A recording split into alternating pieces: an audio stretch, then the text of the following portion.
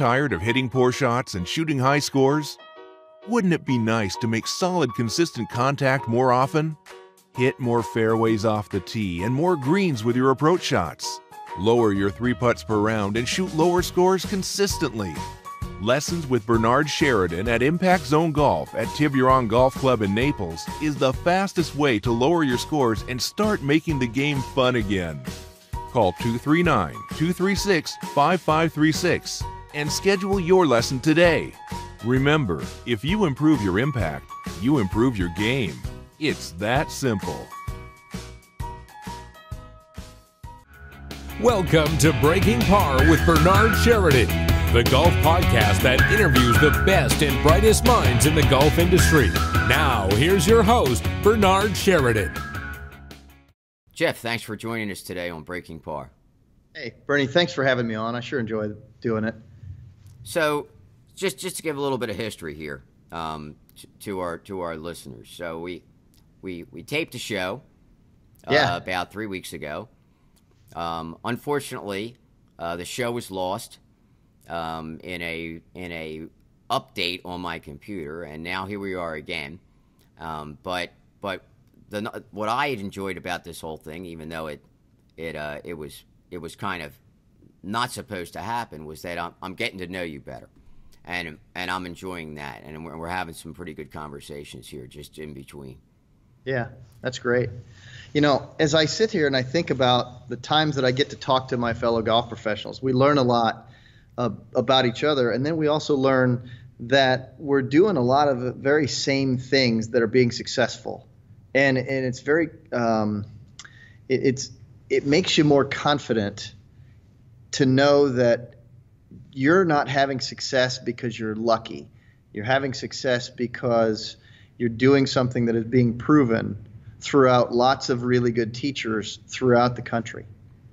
And sometimes, you know, when we talk to each other, we find out different ways of getting the same thing accomplished. Every time I talk to anybody else, I listen for how they present what they're doing. I listen for the communication style. I listen for what they're going to do. We share ideas all the time, and that's one of the best things about talking with other successful golf professionals. I think that's a great thing about the profession now too, is that a lot of other professionals are willing to do that. I think that when I first came into the business, there were not as many professionals who were willing to do that. Maybe it was because the time frame or the time period that it was, or maybe it was that I just wasn't around the right people. That very well might have been. I think that as I became more successful, I met other professionals who were successful and who were willing to share ideas and information readily. And I think maybe it was because when I started, I wasn't as successful. And some of the players that I was, or some of the players or professionals that I was talking to were kind of in that same level, and it was almost like they didn't want to give away any of their secrets because they thought they were secrets. They really weren't secrets. No. But they didn't want to give anything away for fear that maybe you would start to do it better and you were a competitor to them. I think I don't find it that way anymore. I think there's some of that that it's kind of built into people, that they don't want to have anybody out there that, it's kind of like an insecurity almost. Yeah. That they didn't want to do that. And, I remember when I first started to teach, I was fortunate that that before I was allowed to teach, I got to go see 5 really successful teachers. And when I came back, I had this knowledge that there are different ways of getting all these students to be better and to be more successful instantly. And and I got to go watch 5 of people that absolutely opened my mind, because I would not have in my own mind gone about it in the way that they went about it. And all 5 were impressive to me, that they did not do the same things per student. Each one of the teachers that I sought out, every student in front of them was a new person, and they went about fixing their issues in a different way. And every one of these teachers that I watched all day long did not behave the same way from student to student. And then I started to have my mind opened up, and I'd talk to other people about it. And then I realized that the way I was thinking was really only one way. And that I thought at that time, early on in my teaching career, 20-some years ago, that everybody should be doing the same thing, until I really absorbed that. And then I began to look at things for what they really were. And then I was willing to share that. But up until that point where I didn't really absorb the notion that every student in front of me is an individual, and they can do certain things and they cannot do certain other things. Until I really absorbed that, I really didn't have an easy time talking to another teacher about what I was doing out of fear and apprehension. Not necessarily, I didn't want to give away any secrets like it was a competition. Right. Mine was more, I had a lot of self-doubt about that, until I absorbed and acknowledged the fact that if I acted more like the 5 teachers that I got to go watch, that I would learn why I would do something. And now as I teach, people ask me all the time, why did you do this with that person? I have people come to me and they watch me teach. And why did you do that? And I said, well, in the scope of everything that I see in this student, I keep in mind that they're in front of me for an hour. And their expectations of something in an hour, I need to fulfill their expectations, make their ball flight better, but it has to be within the confines of what they can physically do. And so now I have a way of finding out what they can physically do better, and then I go to the things that only fit that profile of how they can move, and it's much faster. Oh, absolutely. So, I mean, it's every much faster. person is an individual. Everybody has their own style, their own body type, and we have to embrace that and help them improve in those parameters. If we try to make them swing like Zach Johnson and they swing like Jim Furyk, it's just going to mess them up. Yeah. Trying to take them away from who they are physically and how they're built and how how they can perform. You know, there are people that we look at them as body types, as you mentioned, but what if they have physical limitations within that body type? Yeah. You know, when as we interview students, you do this, I do this, a lot of great teachers do this. We sit down and we learn who these people are on the very first time we make our notes about who they really are. And let's say that they've got one hip that's been replaced and they're really favoring it and it really does not move as well as the other, or maybe it's the one they had replaced and it is really good. It's the other one now that's failing them. And then all of a sudden you see this imbalance in their motion. Maybe they've got knee problems, maybe they've got wrist problems or shoulder problems or things. And I want to find out if they're temporary situations or if they're permanent. And once I find out what that is, and does it limit range of motion? Does it cause them any pain? And I want to find out if it's long lasting. If this thing's going to be around for a while, I'm going to need to kind of plan on what I'm going to ask them to be able to do. And I'm going to physically screen them to find out how they move. And when I do that, then I know what I'm going to do. So, when students ask me, why did you do this? Or what are we doing this for? It'll be because it fits within the framework of who they are. So everybody is an individual. They must be treated as such. So they have to be. So with the players that you're working with, and we were talking about this a little bit earlier, there's all different level players.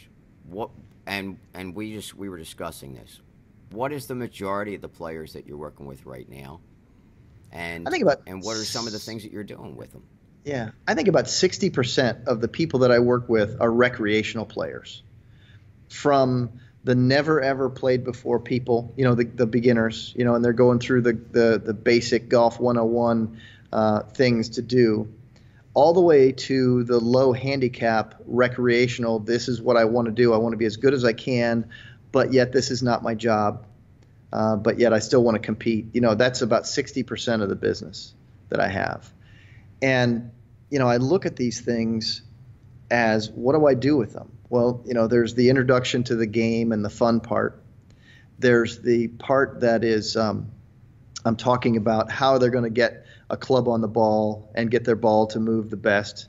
There's that part that we're working on the short game, the part that we're working on the putting green, teaching them how to read it with their feet and understand what the slope is going to do, and get them to really pay attention to how they're going to get the ball in the hole and enjoy their game to what level they are. A lot of those people in that 60% group that want to get better, I put them on different types of programs that are geared to their own game, making sure that we go to the golf course and make sure we play.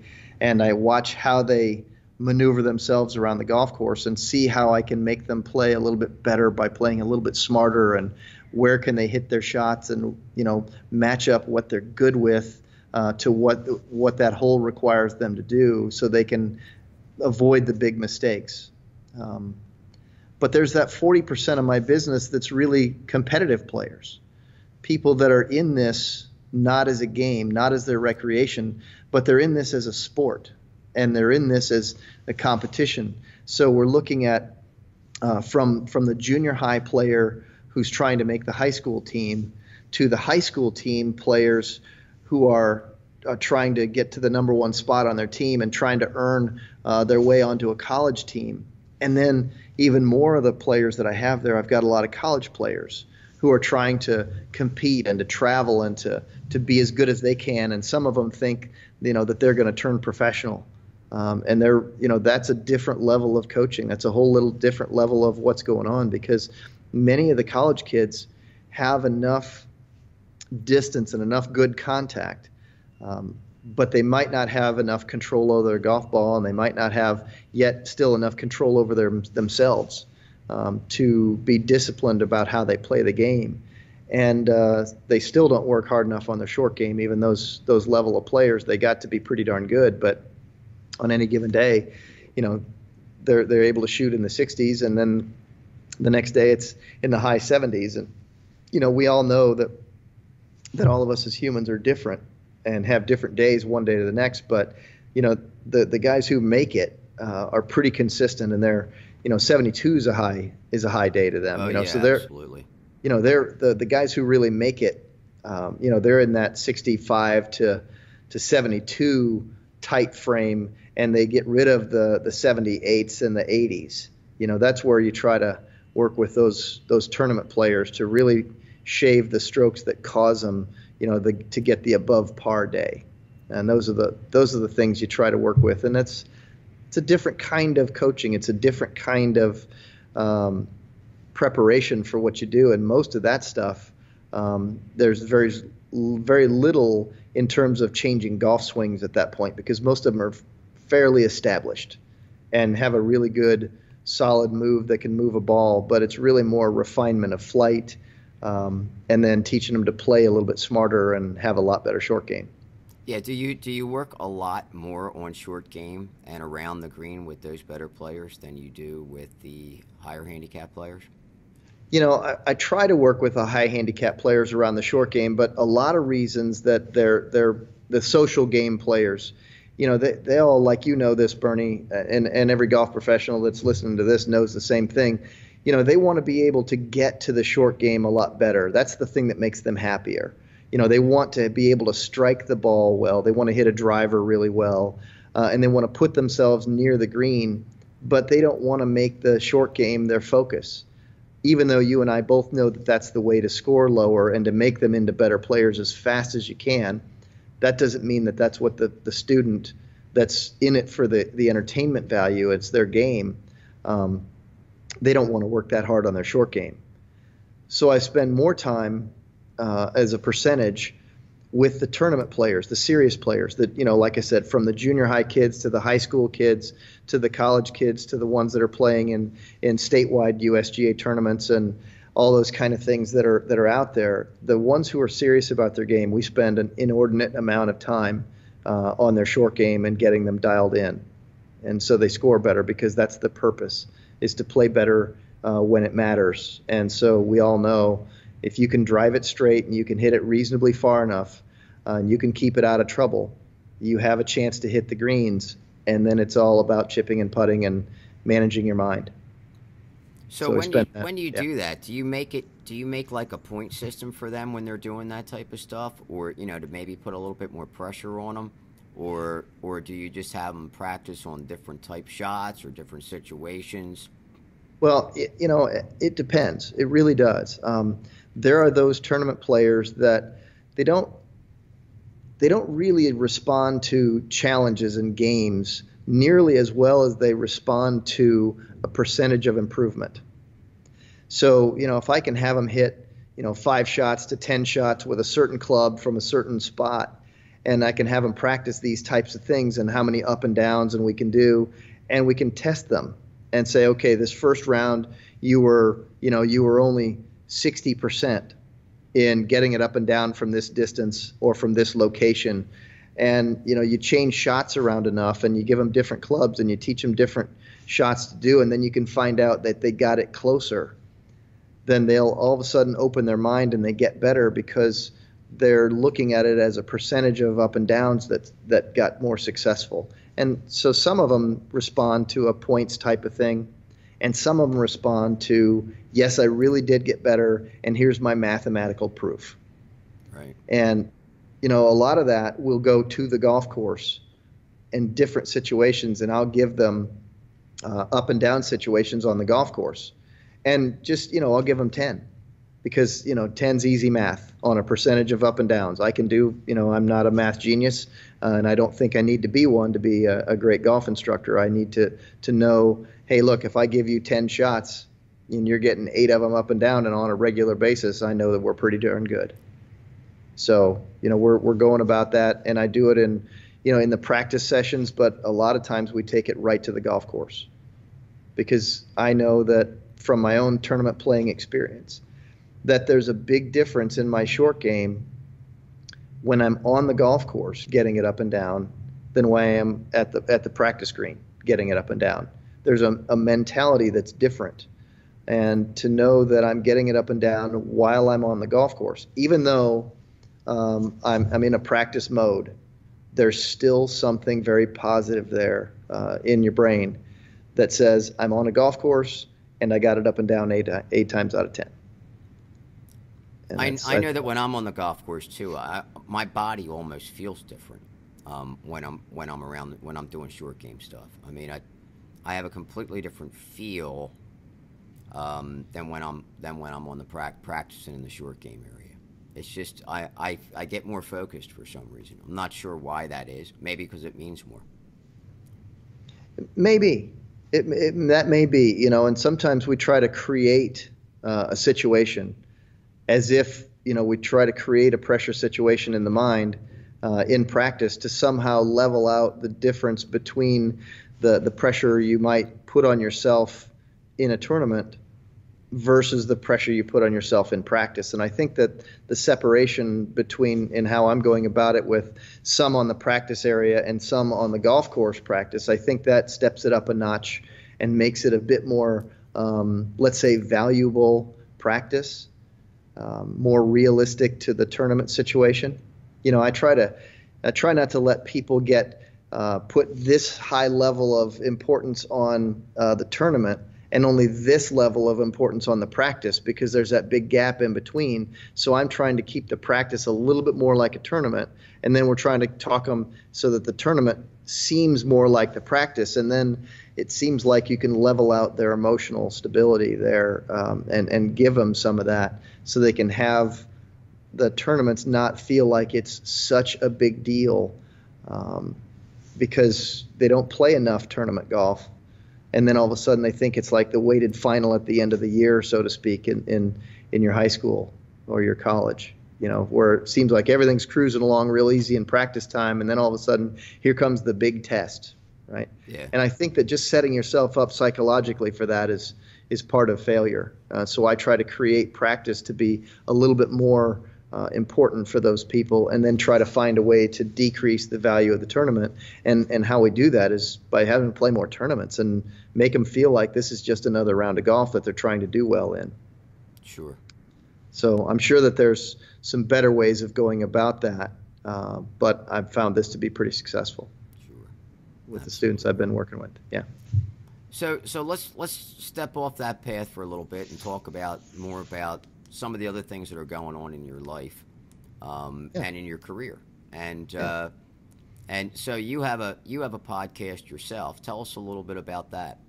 Yeah, I've got a radio show and a podcast called Those Weekend Golf Guys, and I do it with a partner who's a radio guy, and his name is John, and he does it out of his studio in a radio station in Louisville, Kentucky, about an hour and a half south of me, and we do it together, but I'm not ever in the radio broadcast studio. I'm doing it right out of my golf studio, and it's a golf show for every man.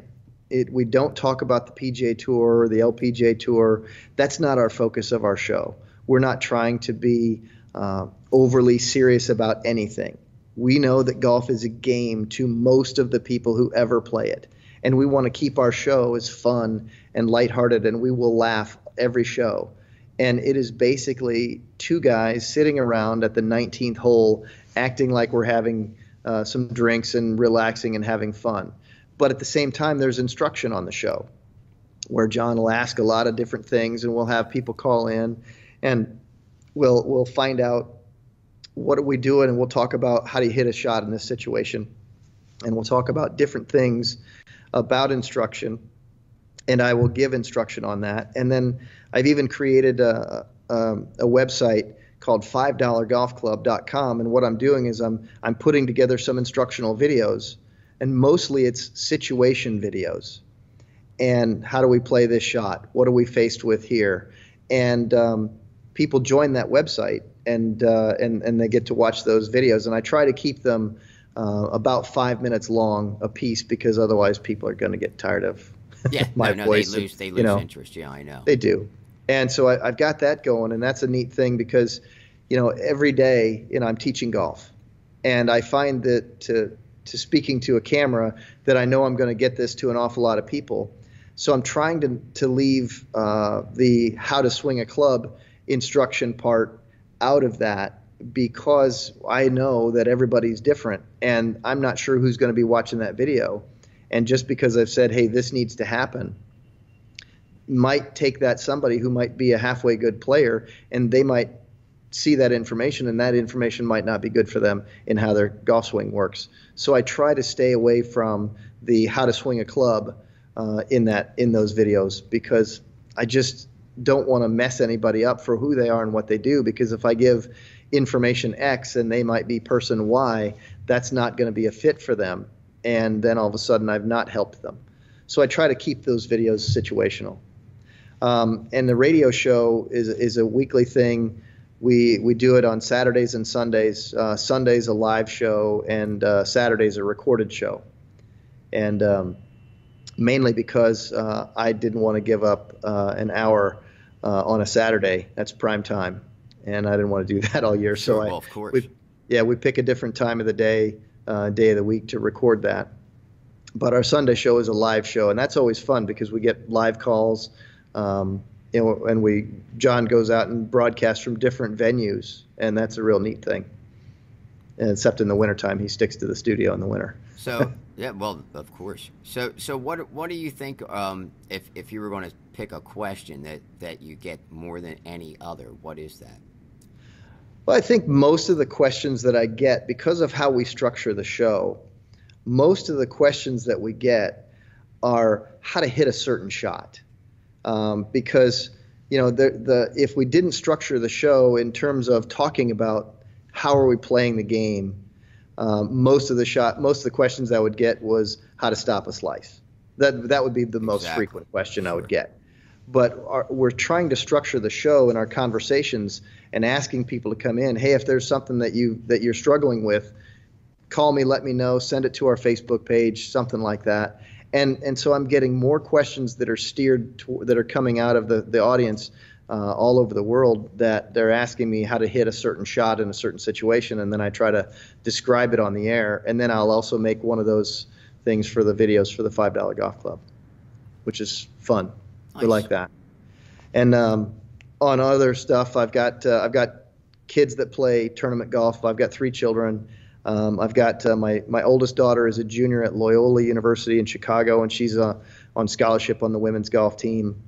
I was just down in Florida just last week watching my younger daughter, who's a freshman at LaSalle University in Philadelphia. She was playing in her conference championship at Disney.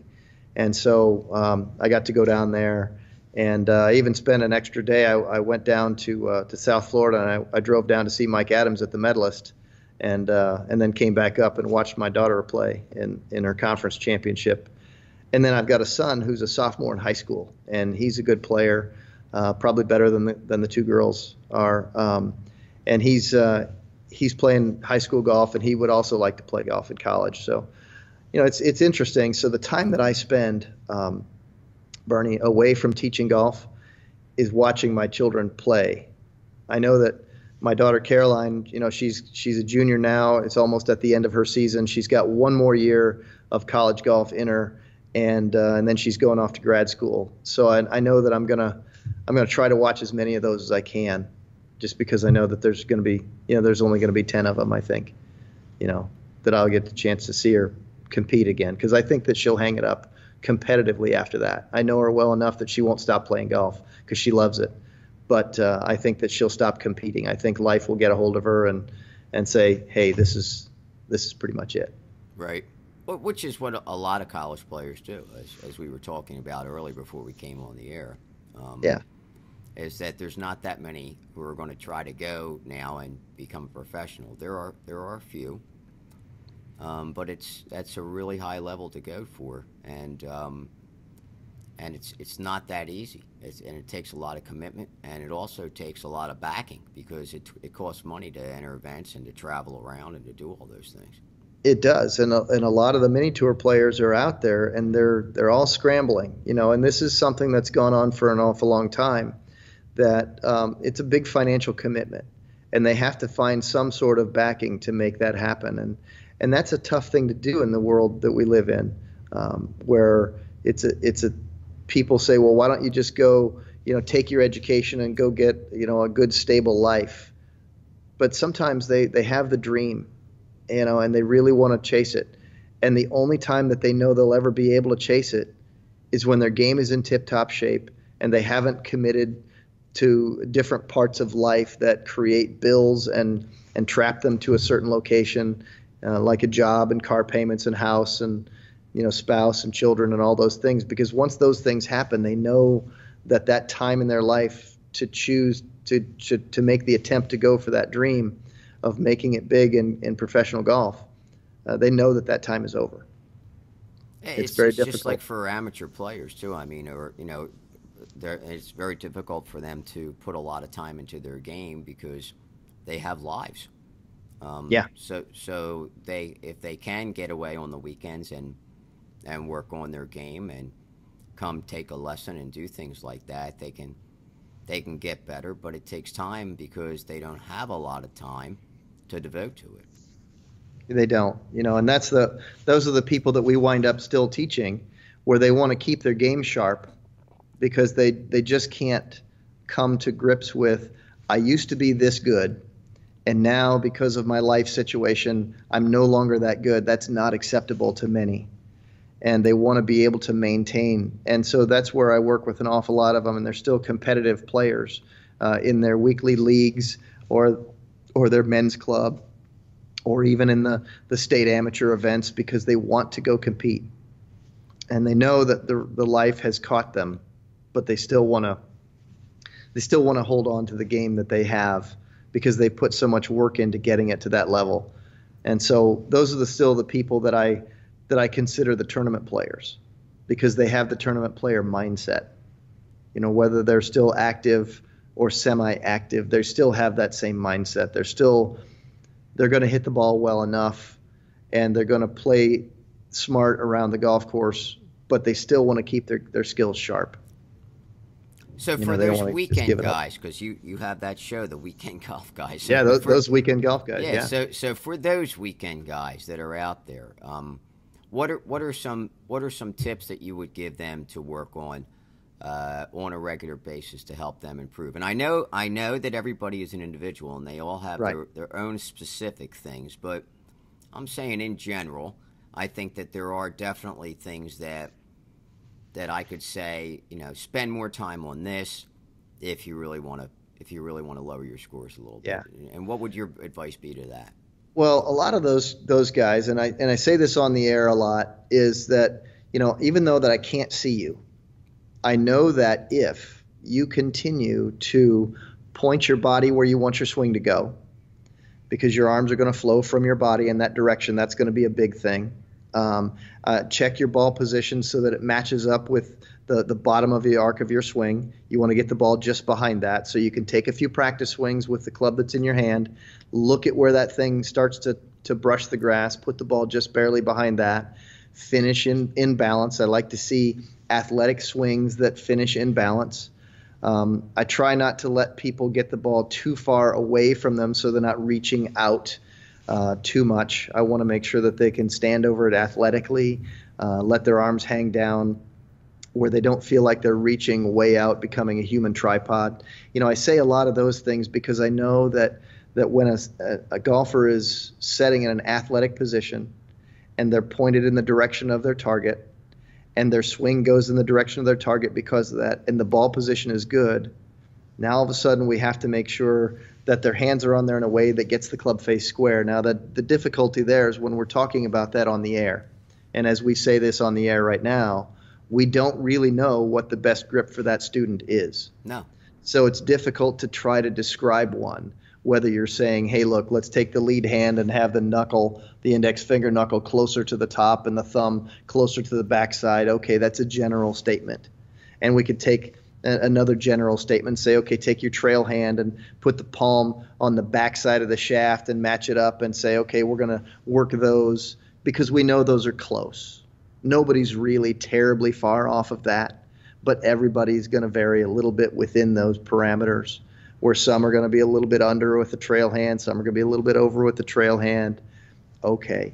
So the trouble is that if I said that on the air, I know that some people actually do pretty well with the proverbial weak grip, with the lead hand with the thumb on top and the left wrist flat against the front side of the club and toward the target. And we know some people are successful that way. So, it's very difficult to describe which grip would be the best per player. So I try to very carefully talk about grip in a broad sense, because I don't want to mess anybody up that I'm not looking at. And, if I'm looking at them and I see what would match with what they do best, then I would put their hands on it in a specific manner. But it's very difficult on the air to describe that. Sure, absolutely, because you can't see physically what the person looks like. Nor how they move. Or how they move, or what their body type does, or whether they're or what their swing plan or their release point, right, or any of those things. Right. And as I've studied an awful lot of the body, from studying it in kinesthetics in college and kinesiology, and looking at all these things that I've been studying for an awful long time, and now I've learned a lot from Mike Adams and E.A. Tischler in the bioswing dynamics. I'm one of a handful of people that's now a level 2 certified professional in that. I know an awful lot about how things match up better, and I learn about matching grips to lower body action and what their trail arm is going to do and how they're going to use their lower body and how these things match up and when they match up. And, we talk about how to do certain things and set their bodies in certain positions so that this person standing in front of you can maximize ball flight, whether it be distance or accuracy or certainly both. There's an awful lot there. And so it's very difficult to say, to you on this show or to the listeners on my show, that these things are important, because it just depends from person to person, player to player. Everybody's an individual and must be treated as such. There's no doubt about that. And if they're not, then they're being pigeonholed into a style that might not be right for them. And that's part of the, like what Mike and EA do. You know, they find that person's style that works for them, and then that kind of cuts through the red tape, and now they can start to work on that style as opposed to maybe trying to turn them into something that they're not. Well, you know, and because we're all built structurally just a little bit different, and you know, if we work within our structure, and then we can get the dynamic influences of how they move. If we can start to match those things up and we create, and I kind of like to tell people, hey, look, this is like putting together a 25-piece puzzle. And it might not be quite 25 pieces, but nonetheless, I keep it that simple. And I'll say, hey, look, Bernie, you've got 25 pieces that my job is to make sure that I make them all fit together. And I'm not going to try to take some piece that you might think that Adam Scott does well, and boy, you'd really like to do that because you'd love to look like Adam Scott looks. Yeah, there's a lot of guys who wouldn't mind looking the way Adam Scott looks. Right, I understand. I mean, even physically. Sure, exactly that. I'd just like to have the guy's bank book. That'd be good. But that'd be great. I would really like that. But you know, I try not to let them think that they're trying to become Adam Scott or Ernie Els or some of those people that we look at and go, wow, that's aesthetically pleasing. And I try not to let them think that they can pull a piece out of what Adam Scott does and put them into your puzzle, because it just might not fit. Right. And if it does, it does. Then it's yours. And then Adam Scott just happens to do what you do instead of the other way around. So I like to let them understand we're dealing with them as an individual, and these are their parts. And then at the same time, you know, I have a lot of people, the good players are always coming to me saying, hey, let's look at my launch monitor numbers. And don't I want to be swinging up on this? Because there's evidence out there that says that if a club's moving upwards, there's less spin. And I said, yeah, there is evidence out there that says some of those things, but that might not be for you. What if your best swing, and what if your most repeatable action, and what if I can gain you more club head speed, because we know that's the big factor as well. What if I can gain you more club head speed by swinging it when it's not moving up? What if I can do it when it's moving level or even moving slightly downward with your driver, or you know what we talk about? And they go, well, wait a minute, how's that possible? I thought that everything could be moved, but what if you can't move it as fast when you're moving it 3 degrees up or 4 degrees up as what you can when you're moving it level to slightly down? In which case, then how do we deal with the spin? Because certainly if it's clubs moving downward, we're probably going to be putting some more spin. And sometimes that's where we change a ball position. Sometimes that's where we change a club head and a shaft to match that, to give it a little less spin. And all of a sudden we pick up just a ton of distance. But as we talk about individuals as different people, as how they have to, a swing has to match, well, the launch monitor numbers also much match that person's best. So as we look at this, we've got to say, hey, look, Bernie, let's say that you're better at 2 degrees down coming in with your driver, and it's moving down to the left by 1.5 degrees to the left. What if that's your fastest, most effective, repeatable golf swing? Then by gosh, then those need to be your launch monitor numbers in terms of how you move the club. And if we need to produce different ball flight, there's an awful lot of great club fitters in the world that can quickly tell you that if a club's moving this way, this club head design right here would match that better with this particular shaft in it. And the flex profiles and all those things, you get those wizards of people. You combine that with who this guy swings like, and you go get him to a true professional club fitter. There's a guy up in New York that I would trust to send somebody to. I've had numerous conversations with him that this guy's a genius. And he works at Pete's Golf Shop up in Long Island, and it's Mr. Kirk O'Guri. He's a PGA member. He's a Met Section Teacher of the Year this past year, and he's a terrific club fitter. He knows how to do all that stuff. And you know, I've talked at length with great club fitters to know that they can make anything happen when we can make something happen. You put those two things together, and you've got some serious golf ball flight success. Yeah, they definitely go hand in hand. There's no doubt about it. I mean, a good fitting and a good golf swing, you know, and once that player finds that right swing that's right for them, then they have to get that. Then they can go get fit and get the maximum out of everything. Then. Well, what's interesting too is that I know that there's this big discussion. It's kind of a chicken or the egg thing, where is it the club that's making the player perform a certain way, or is it the player that's performing a certain way and we need to match the club? And honestly, I think that everybody who's a great teacher also knows that they need to be personally a pretty good fitter on their own to answer that question and to keep that player that's in front of them a good combination of what they're best at doing with a club that helps them do it the best. It's very difficult to get somebody to do something that might be best for them with a club that won't work for that, because the ball flight won't be what the player is going to get, because the club couldn't produce it and the ball flight wouldn't match what the player wants anyway. Yeah. So I think that, every good teacher has to be in and of themselves a pretty good club fitter to begin with. And, at least certainly in the knowledge of that. So I think that you have to have a good level of education in both realms of that to really help your student the best.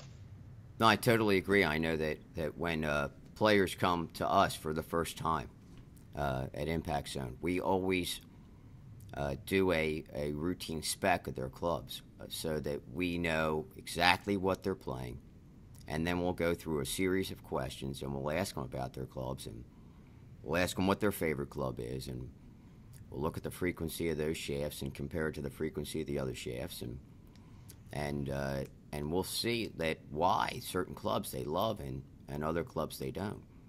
Yeah. And it makes a huge difference to them. Well, and you also know, Bernie, that a lot of people will just go randomly shopping. I got a good deal on this club. It was on sale. Yeah. And it says stiff, and the rest of my clubs say stiff. But what if that particular one isn't even close to, say, the frequency of the ones that they hit the best? And then they're out there and they're like, yeah, I in order to get this club to work, I have to do this or I have to do that. And I sit there and I wonder, why did you buy that? Or why didn't you demo a club to find out what it would work? Why didn't you go find out before you bought it? But the truth is that most of the people that will teach won't ever do that.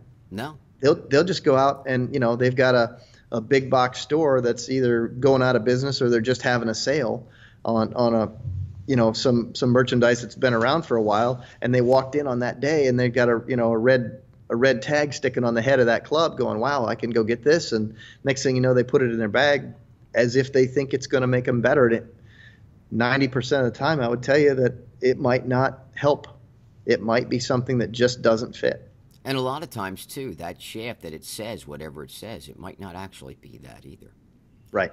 A shaft can say stiff, and I can't tell you how many players I have who come in, and it just says it's a stiff shaft, and we spec it out, and it's a regular shaft, but it says stiff right on there, and he's like, yeah, but it says stiff, and I say, yeah, but that's not what it is. Right, and then, as we all know, that's a big spectrum anyway. And it might be somebody's stiff, might be somebody else's stiff, but they might not be the same thing. Mm-hmm.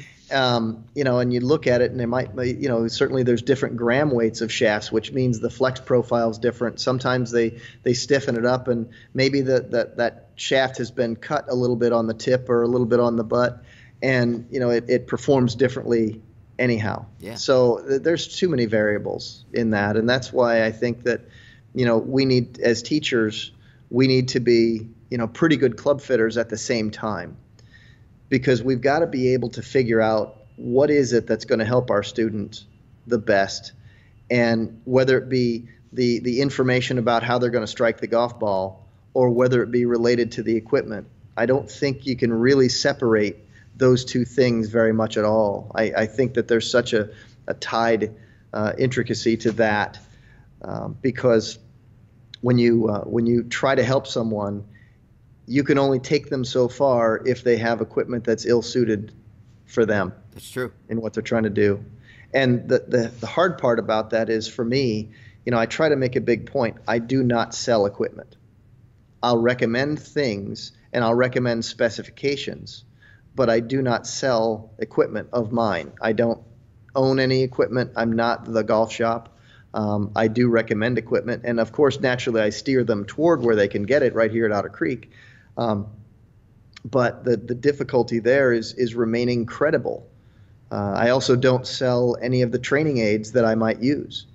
I will recommend them to a student if this thing I see really works well for them. I'm not going to stock them.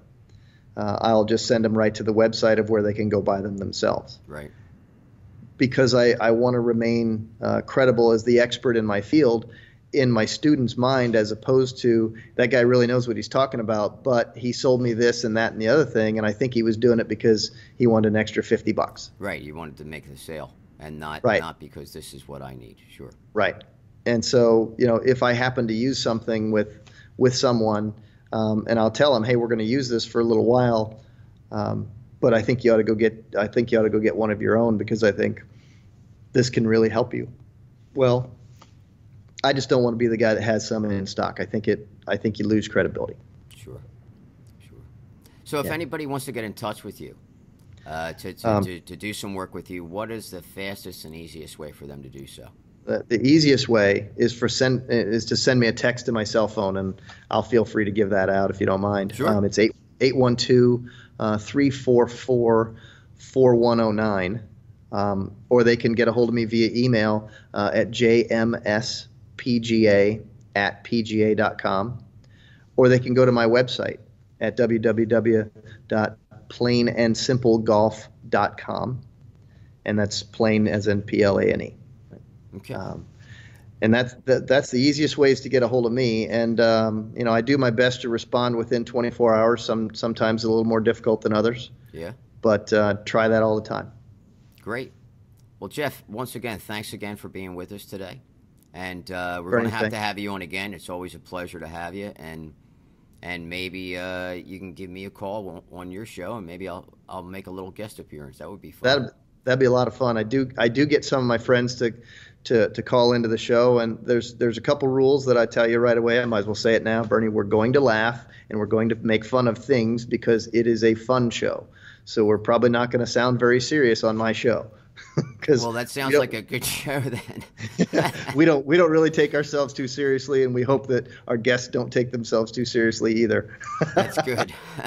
All right. That's good. Bernie, thanks so much. I do appreciate you having me on, and I'll look forward to talking to you again soon. I definitely am looking forward to it also. And until we meet again, try to keep it in the short grass. Thanks, Bernie. You too. Take care.